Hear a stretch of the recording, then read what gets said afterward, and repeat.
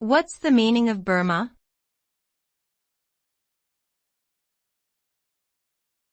Burma.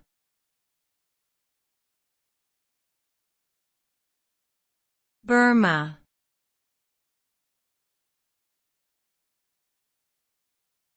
Burma.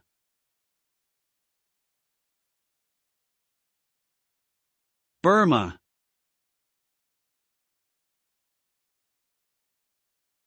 Burma is a geographical term that refers to a country in Southeast Asia, officially known as the Republic of the Union of Myanmar.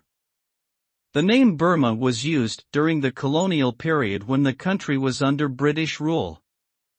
In 1989, the military government changed the official name to Myanmar. However, there is still some controversy surrounding the name change, and many people, including some opposition groups and Western governments, continue to use the name Burma to show support for democracy and human rights in the country.